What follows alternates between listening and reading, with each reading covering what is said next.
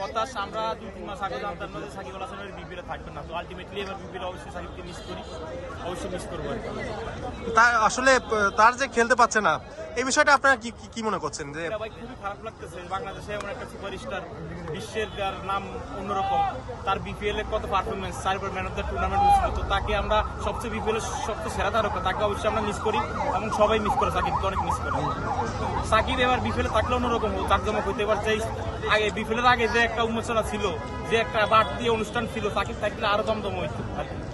আচ্ছা, সে তো আওয়ামী লীগের একটা এমপি ছিলেন, এখন এমপি ছিলেন, 7 মাস ছিলেন। তো এমপি হয়েছে থেকে খারাপ মানুষ, এখন সে আওয়ামী লীগের লোক ছিল, তো কারোর ক্ষতি করে নাই।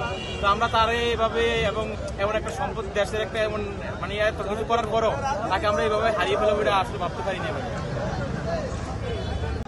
বিষয়টা আসলে খুবই খারাপ, খুবই দুঃখজনক যে আমাদের বর্তমান দেশের, বর্তমান নাম এটি আগেই ছিল, বিশ্বের নাম করা একজন প্লেয়ার আমাদের দেশে, যেটা এরকম অলরাউন্ডার, বিশ্বের সেরা অলরাউন্ডার বাংলাদেশের মধ্যে ছিল সাকিব আল হাসান।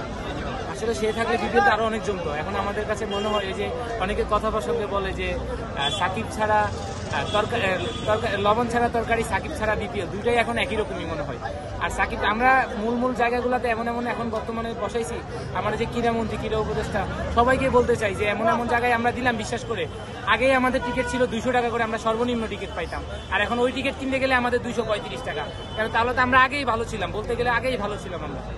কেউ বলবে যে আমরা আওয়ামী লীগ করতাম কিংবা এরকম করি, আমরা কোনো পার্টি করি, আমরা আমি একজন স্টুডেন্ট, আমি একজন মন থেকে বলতেছি, আমি সাকিবকে ভালোবাসি। সে প্লেয়ার সাকিব হিসাবে ভালোবাসি, তার কোনো রাজনৈতিক হিসাব না।